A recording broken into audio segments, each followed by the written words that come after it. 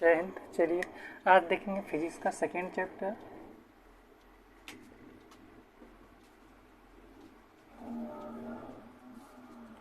तो first chapter हमने complete करवा दिया है इससे पहले वाले वीडियो में, पूरा चैप्टर एक साथ एक ही वीडियो में।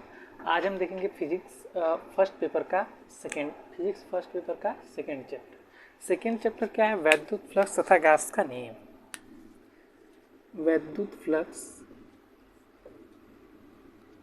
तथा गैस का नियम।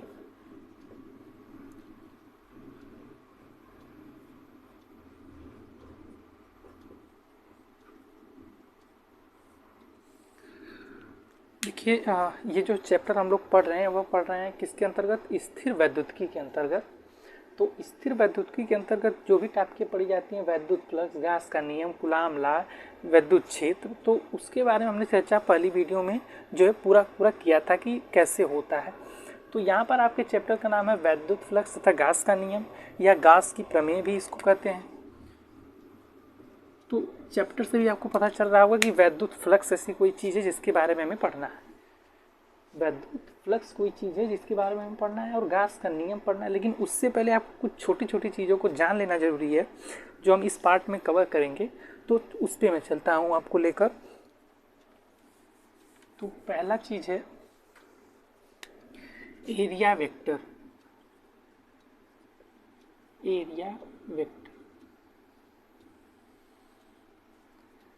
एरिया वेक्टर क्या होता है?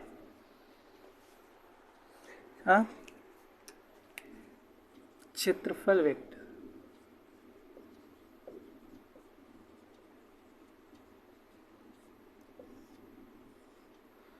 देखिए चैप्टर पे हम आएंगे, लेकिन उससे पहले जो बेसिक इन्फॉर्मेशन है वो मैं आपको दे देता हूँ।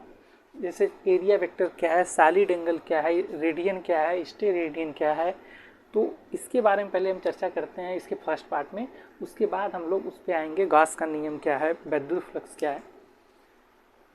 तो क्षेत्रफल वेक्टर ये कहता है कि कोई भी एरिया हो, जैसे कोई भी चीज़ यदि कोई एरिया कवर कर रही है तो इसमें परिमाण तो होगा ही होगा, लेकिन उसके साथ साथ इसमें एक दिशा भी होगी।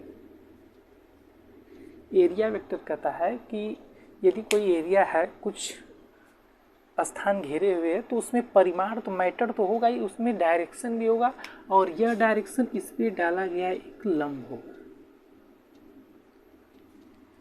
कहने का मतलब ये है कि यदि कोई समतल एरिया आपको दे दी जाए, कोई भी समतल एरिया दे दी जाए, तो यदि पूछा जाए कि इस एरिया का दिशा क्या है, डायरेक्शन क्या है, तो आप तो परिमाण तो निकाल लेंगे इसकी भुजा की लंबाई से या क्षेत्रफल से, आयतन से, कि इसमें रखी हुई वस्तु का परिमाण कितना है। लेकिन यदि पूछा जाए कि इस क्षेत्र का एरिया क्या है, तो आप क्या करेंगे? देखिए इस पर लंब डाल देंगे। चूँकि ये 2D में है तो इसको समझाया नहीं जा सकता, इसी लंब को मैं क्या कर रहा हूँ, आपको इस तरह शो कर रहा हूँ। जबकि लंब जो है इस पर ये होगा, ये चीज़ होगी, इसकी दिशा ये होगी, इसकी दिशा क्या होगी, ये हो। यदि इन्होंने एक सिस्टम लिया है तो इसकी ये एक समतल है, तो इसकी दिशा क्या होगी, इस पर डाला गया लंब। चूँकि डाला गया लंब को हम ये क्या है, वाइट बोर्ड 2D में है तो उसको हम 3D में शो नहीं कर सकते। इसी लंब को हम लोग क्या किया है, इस तरह शो किया है। तो कोई भी एरिया, यदि कोई भी क्षेत्र कुछ कवर कर रहा है, उसमें परिमाण है, तो एरिया वेक्टर कहता है क्या, यदि इसकी वैल्यू a है तो एरिया वेक्टर कहता है कि उस पर डाला गया लंब, इसको कहते हैं अभिलंब। इसको क्या कहते हैं? अभिलंब कहते हैं।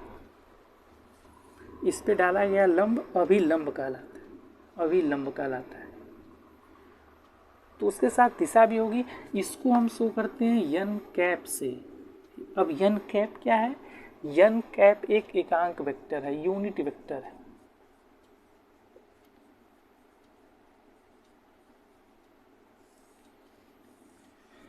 फिर से सुन लीजिए, आपके स्थिर वैद्युतिकी में, फिजिक्स में आपका पहला चैप्टर था स्थिर वैद्युतिकी के अंतर्गत पहला चैप्टर था कूलाम का नियम तथा वैद्युत क्षेत्र। तो उसको हमने एक वीडियो में पूरा 2 घंटे की क्लास है, आप उसे देख सकते हैं चैनल पर जाकर। अब दूसरा चैप्टर हम लेकर चल रहे हैं क्या, गैस फ्लक्स, वैद्युत फ्लक्स तथा गैस का नियम। वैद्युत फ्लक्स तथा गॉस का नियम।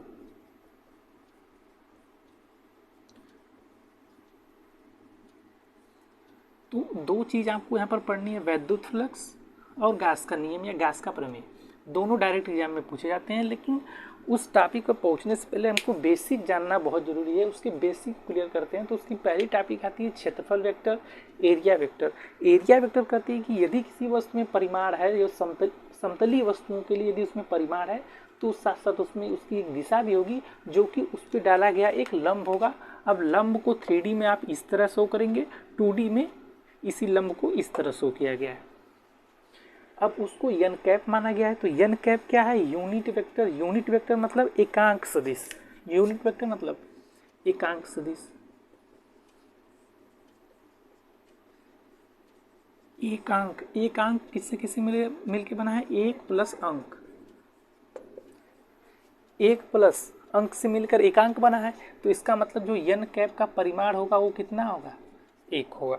मतलब कि इसकी वैल्यू में भी कोई डिफरेंस ना आए और हम इसकी दिशा को भी आसानी से शो कर सकें, इसलिए हम क्या करते हैं? एक यूनिट वेक्टर का प्रयोग करते हैं, एकांक सदिश का प्रयोग करते हैं।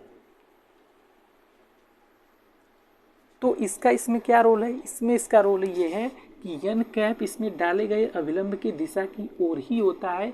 यदि आप इसको a से शो कर रहे हैं, तो चूंकि आप टॉपिक लिए क्षेत्रफल वेक्टर, तो इसका एरिया के ऊपर क्या होगा? वेक्टर ओ होगा n कैप इंटू a के बराबर।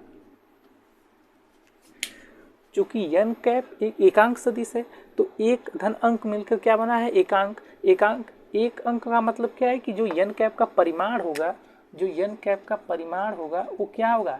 1 होगा। आप ही बताइए, यदि n कैप का परिमाण 1 है, तो कहीं ना कहीं ये वेक्टर a के बराबर है, लेकिन इसकी दिशा को शो करने के लिए हमने क्या किया? एक यूनिट वेक्टर लिया। तो n कैप यहाँ पर लिखना जरूरी होता है। अतः इक्वेशन क्या बनती है? Vector a equal to n cap into a। चलिए दूसरी टॉपिक आती है क्या? दूसरी टॉपिक आती है घन कोण। और वहाँ से जो फार्मूला डिराइव होके आता है, वही जो लगता है किसमें? वैद्युत फ्लक्स में। वही जो लगता है गॉस के नियम में। अब यहाँ से ही आपको बेसिक चीज़ों को ही सीखेंगे। उसके बाद ये नहीं कि डायरेक्ट आप वैद्युत फ्लक्स पढ़िए, गॉस का नियम पढ़िए। आप रट सकते हैं लेकिन उसको समझ नहीं सकते हैं। तो उसके लिए आपको क्षेत्रफल वेक्टर जानना होगा। तो क्षेत्रफल वेक्टर मैंने आपको बताया क्या होता है कि यदि कोई चीज़ समतल है, तो उस पर उसकी जो दिशा होगी, परिमाण तो आप निकाल लेंगे, लेकिन उसकी दिशा उस पर डाला गया लंब होगा, जिसको अभिलंब कहते हैं। और उसी के सदिश दिशा में एक यूनिट वेक्टर रहता है, क्या? n cap. तो उसको शो करते हैं क्या? Vector a equal to n cap into a। अगली टॉपिक है आपकी घन कोण, सॉलिड एंगल।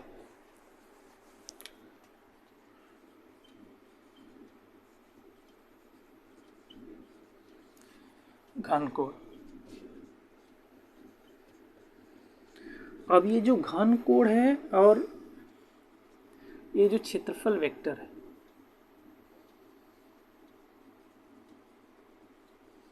एरिया वेक्टर, ये दोनों क्या है? स्तंभ हैं। किसके? स्तंभ है गॉस के नियम के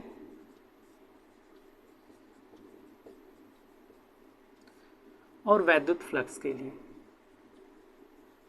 हालांकि वैद्युत फ्लक्स एक अलग चीज़ है, लेकिन स्तंभ कहीं ना कहीं इन चीज़ों को आपको जानना होगा। और गॉस का नियम, गॉस के नियम को जानने के लिए 3 स्तंभों को जानना जरूरी होगा। एक सॉलिड एंगल, दूसरा का क्षेत्रफल वेक्टर, तीसरा का वैद्युत फ्लक्स। आप यदि इन 3 चीज़ों का अध्ययन करेंगे, तब आप गॉस का नियम समझ पाएंगे। और सॉलिड एंगल तब समझ पाएंगे जब आप क्षेत्रफल वेक्टर पढ़ेंगे। और गॉस का नियम या वैद्युत फ्लक्स आप तब समझ पाएंगे जब घन कोण पढ़ेंगे। तो पहली टॉपिक हमने यहाँ पर पढ़ लिया क्या? क्षेत्रफल वेक्टर। यदि इसको नंबर 1, इसको नंबर 2 करें, और ये क्या है? नंबर 3 पे आता है, तब नंबर 4 पे आता है गॉस के नियम। तो कहीं ना कहीं इस चैप्टर में जो है, मैं आपको एक चैप्टर पहले अच्छे से समझा देता हूँ कि है क्या है। तो मतलब बेसिकली इसमें इंपॉर्टेंट तो यही है कि वैद्युत फ्लक्स और गॉस का नियम। लेकिन उसको जानने के लिए आपको पहली टॉपिक क्या जाननी होगी? एरिया वेक्टर, क्षेत्रफल सदिश या क्षेत्रफल वेक्टर, जो मैंने आपको बता दिया। दूसरी चीज जाननी होगी सॉलिड एंगल। अब सॉलिड एंगल से एक फार्मूला डिराइव होके आएगा क्या? D omega equal to D A upon are square, या D omega equal to D A cos theta R square. क्षेत्रफल वेक्टर से एक फार्मूला डिराइव होकर आया A cap vector A equal to N cap into E. और तीसरा पढ़ेंगे तो वैद्युत फ्लक्स से भी एक फार्मूला डिराइव होकर आएगा,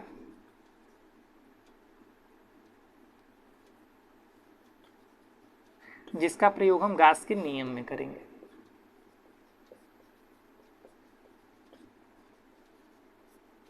यदि आप कहें कि भाई डायरेक्ट हमको वैद्युत फ्लक्स और गास का नियम चैप्टर का नाम है, हमें यही पढ़ना है, तो आप उस मजबूती को नहीं पकड़ पाएंगे, उस तरीके से आप समझ नहीं पाएंगे जो मैं समझाना चाहता हूँ, क्योंकि इन दोनों टॉपिकों के लिए आपको इन दोनों टॉपिकों को पढ़ना होगा और इस टॉपिक को पढ़ने के लिए आपको इन 3 टॉपिकों को पढ़ना होगा।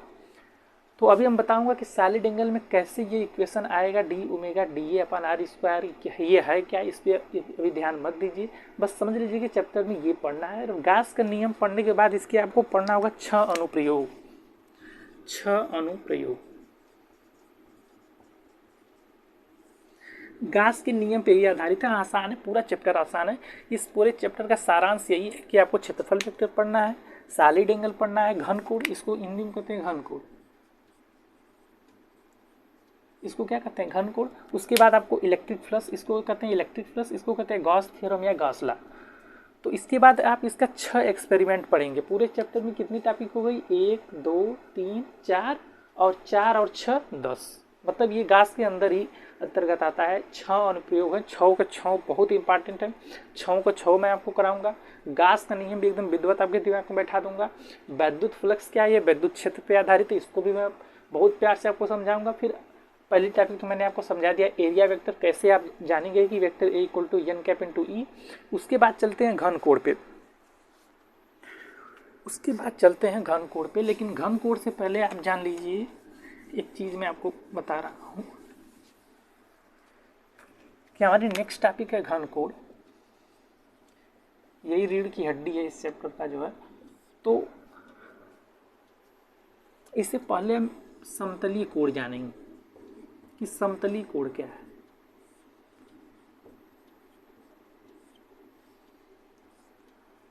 प्लेन एंगल क्या है। तो आप जानते हैं कि यदि कोई वृत्त है, मान लीजिए इसका सेंटर ये है,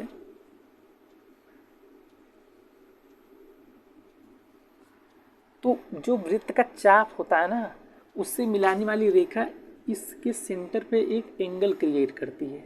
यदि आप इस वृत्त को पूरा भी खींच दें तो कहीं से भी यदि आप इन रेखाओं को मिलाते जाएं और केवल, चलिए मैं इतना मिटा देता हूं, तो क्या बताइए इसका जो एक त्रिज्य खंड है, ये इसमें कुछ न कुछ एंगल बना रहा है कि नहीं। यहाँ से यहाँ तक भी तो परिधि होगी, यहाँ से यहाँ तक भी परिधि होगी,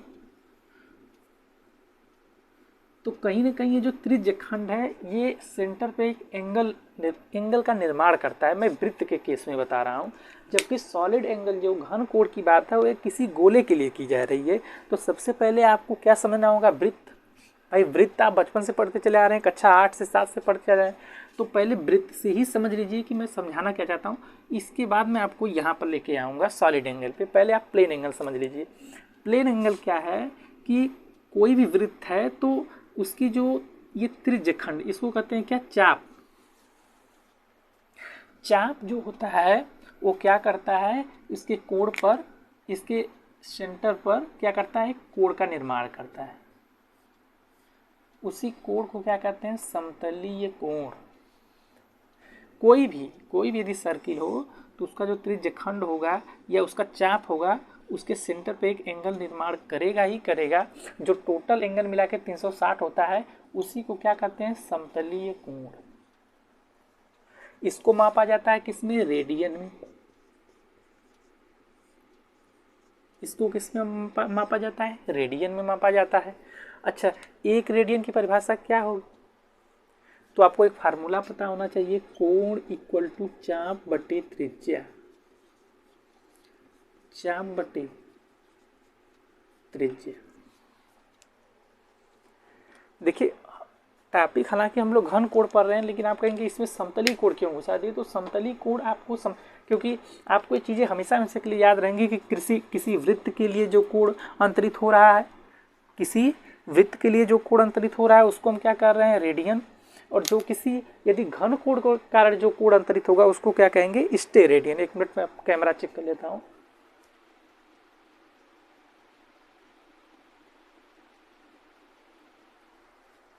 उसको क्या कहेंगे, स्टेरेडियन।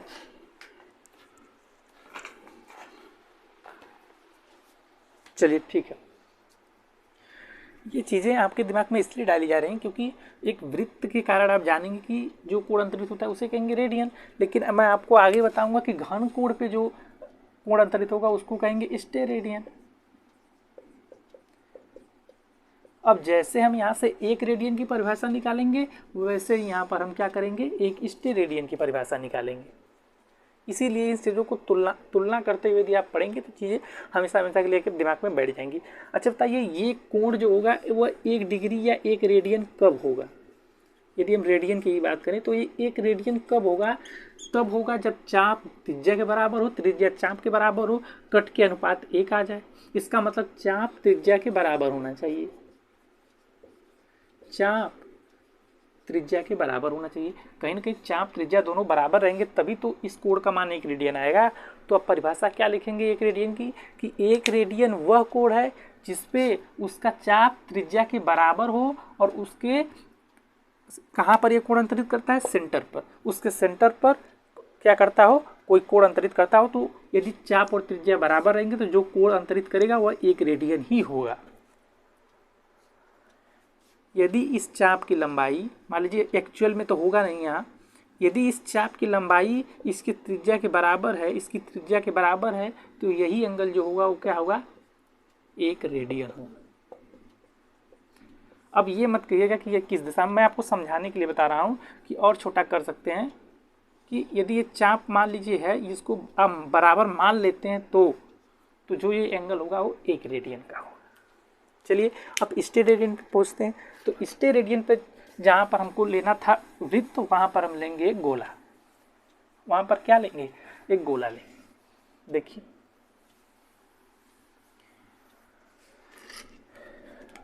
गोला क्या होता है, 3D होता है।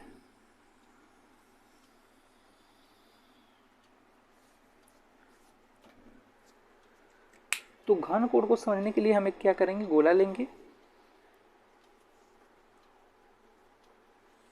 तो घन कोण में क्या होता है कि इसका जो संपूर्ण पृष्ठ होता है उसका कोई न कोई भाग वहाँ पर देखिए जो वृत्त में होता है, वृत्त में हमने आपको बताया कि उसकी त्रिज्या जो उसका चाप होता है वो उसके सेंटर क्या करता है, एक एंगल का निर्माण करता है। एक जो चाप होता है वो उसके सेंटर पे एंगल का निर्माण करता है।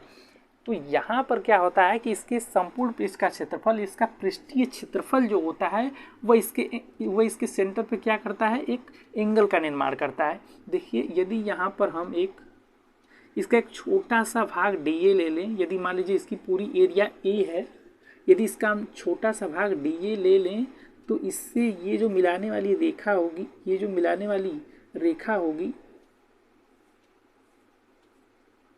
तो यही जो कोण होगा वो क्या होगा, डी ओमेगा से किसको डिनोट करते हैं, घन कोण को, सॉलिड एंगल को। यदि इसकी त्रिज्या r हुई तो यह घन कोण यह कहता है कि जो आपका डी ओमेगा होगा DA/r² के बराबर होगा, जो कि एक नियतांक होगा। DA/r² की वैल्यू हमेशा क्या रहेगी, कांस्टेंट रहेगी।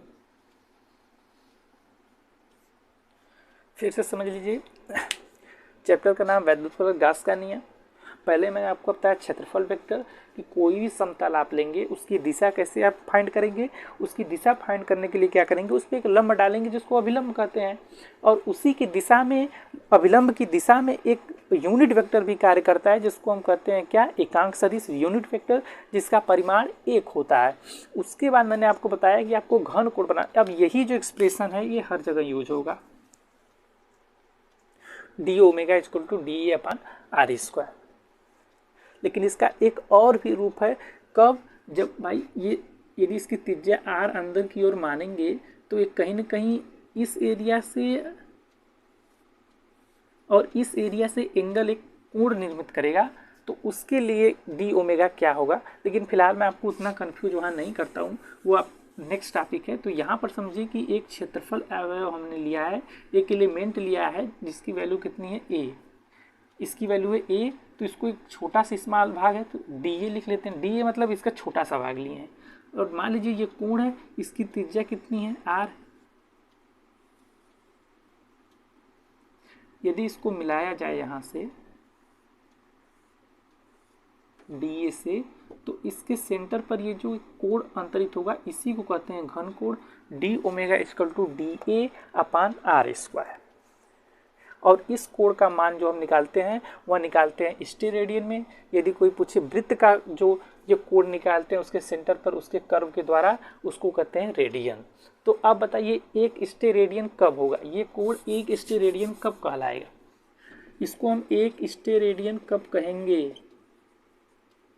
तभी कहेंगे जब डी ए का मान आर स्क्वायर के बराबर हो, तभी तो ये एक स्टेरेडियन होगा।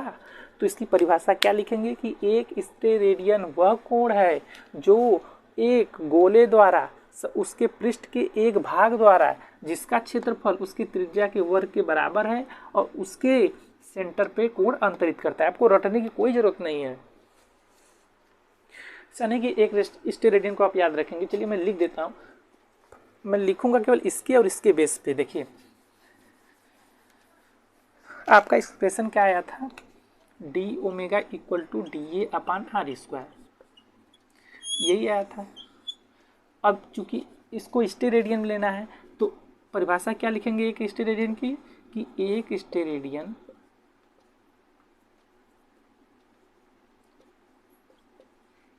स्टेरेडियन वह कोण है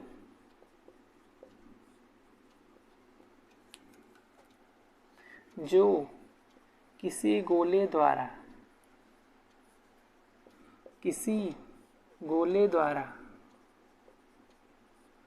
पृष्ठीय क्षेत्रफल के,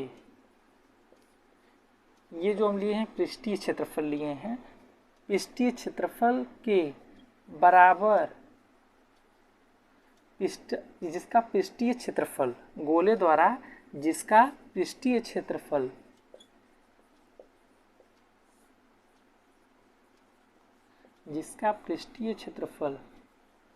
उसकी त्रिज्या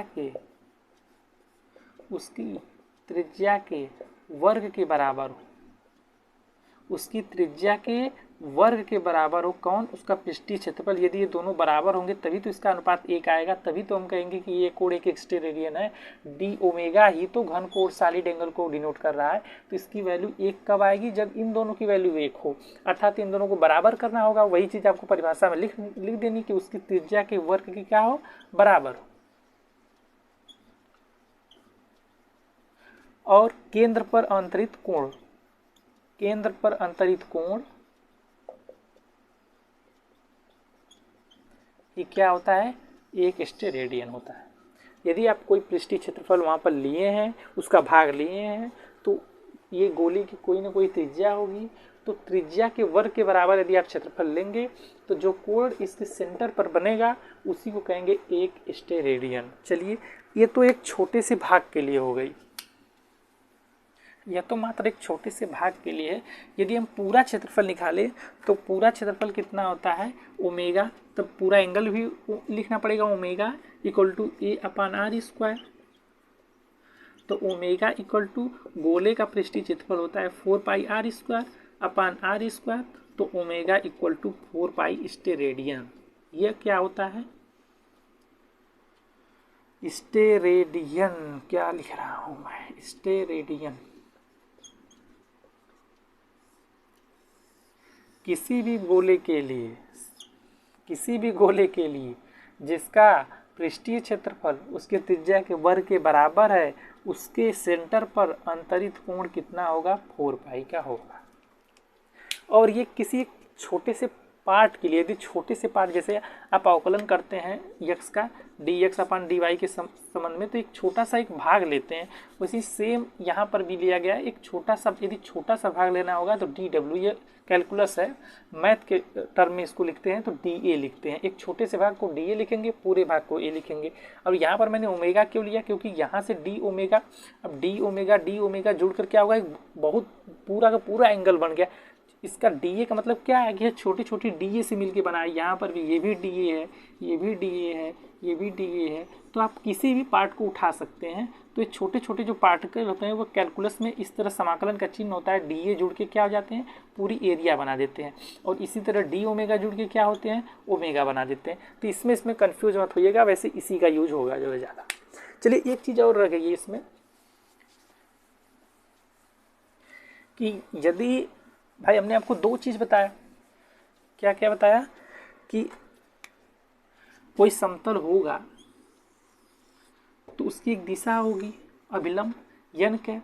यदि n कैप और इस, मान लीजिए, चलिए मैं फिगर से आपको समझाता हूँ। मान लीजिए ये कोई फिगर है,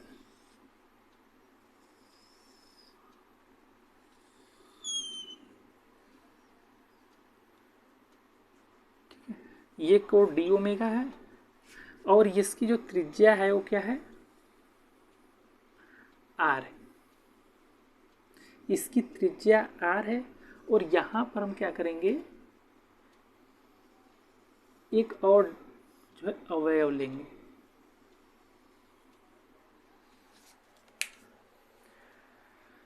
अब ये है क्या, ये चीज़ क्या है और ये चीज़ क्या है, चलिए मैं आपको फिर से समझाता हूँ कि एक ऐसा फिगर बनाएंगे कि जिसमें कोण d ओमेगा क्या हो, इसके सेंटर पर अंतरित हो। ये चीज़ है क्या, ये चीज़ पूरे वृत्त, यदि आप इसको, फिगर थोड़ा सा टेढ़ा बन गया है तो मैं फिगर फिर से बना देता हूँ। यदि एक इसका मान लीजिए एक गोला है,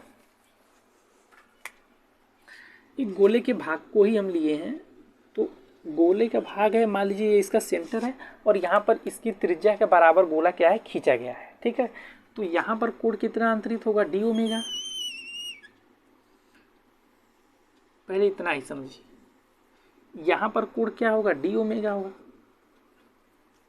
लेकिन हम क्या करते हैं, इस रेखा को थोड़ा सा आगे बढ़ाते हैं और एक dA क्षेत्रफल का अन्य भाग ले लेते हैं, जिसको हम कहते हैं dA, जिसको हम क्या कहते हैं, dA। और d ओमेगा से इसकी दूरी क्या हो गई, r, और इसी को आगे बढ़ा देते हैं, जिसकी दिशा क्या है, n कैप है। अच्छा बताइए, इस क्षेत्रफल की दिशा क्या है, तो इस पे डाला गया लंब। लंब कैसे डालेंगे, तिरछे डालेंगे, क्योंकि इस पे लंब होना चाहिए। तो ये है dA वेक्टर। और अब इनके बीच का एंगल थीटा यदि प्राप्त हो, यदि इनके बीच का एंगल थीटा प्राप्त हो, तो उस केस में d ओमेगा क्या होगा। और ये है क्या, ये छायांकित भाग क्या कहते हैं, इसको कहते हैं dA cos थीटा। ये क्या होता है, इसका प्रक्षेप होता है, किसका, dA का प्रक्षेप होता है, dA का। मान लीजिए ये r रेडियस का कोई गोला था, उसका हमने एक भाग ले लिया है, उस पर हमने दो भाग को लिया है, एक इसके प्रक्षेप को, एक dA मतलब इसके एरिया के छोटे से भाग को हमने बताया था। अच्छा इसको अलग यदि कर दें, यदि dA वाले भाग को अलग करते तो आप बताइए इस समतल की दिशा यही तो इस पर डाला गया लंब ही तो होगी। आप केवल इतना ही एज्यूम कीजिए, इतना ही मानिए, तो इस पर डाले गए लंब की दिशा क्या होगी बताइए, इस पर डाले गए लंब की दिशा ये होगी, यही इस पर डाला गया लंब ही तो इसका दिशा होगा। और मान लेते हैं कि इसकी जो त्रिज्या की रेखा है उसके अनुदिश वेक्टर n कैप है, जिसका परिमाण 1 है, उसके एंगल थीटा है। तब बताइए d ओमेगा क्या होगा, तो इस केस में d ओमेगा क्या होगा, dA cos theta upon r square. तो इसमें ये जो cos थीटा है, ये इसका dA का प्रक्षेप है, वो भी जुड़ जाएगा। इसको और कैसे फॉर्म में लिखते हैं, d omega equal to dA vector into n cap upon r square, dot गुणन। देखिए मैंने आपको बहुत पहले बताया था कि यदि टाउ, मैंने एक इक्वेशन चैप्टर 1 में बताया था कि टाउ में जो होता है क्रॉस गुणन जो होता है यदि टूटता है तो पी ई साइन थीटा में होगा, यदि यही पी डॉट ई रहता तो ये कास थीटा में टूट जाता। इसी प्रकार यदि इसको आप तोड़ेंगे तो mod of vector A into mod of N cap into cos theta upon are square. अब ए कैप की वैल्यू क्या हो गई, ए वेक्टर ए का माड क्या हो गया, ए हो गया, और इसका एन कैप का A cos theta upon are square. यदि इसको हम टोटल एंगल लें, यदि हम इसको टोटल एंगल लें, या मान लीजिए हमने इस छोटे से भाग को लिया है तो एक छोटा सा भाग ही प्राप्त होगा। यदि आप इसको ओमेगा लेंगे तो इसको टोटल ए लेंगे, तो ये वैल्यू इसी के ही बराबर है, इसीलिए एन कैप यूज किया जाता है, क्योंकि यह एक क्या है, एकांक सदिश है। एकांक सदिश का मतलब उसका परिमाण 1।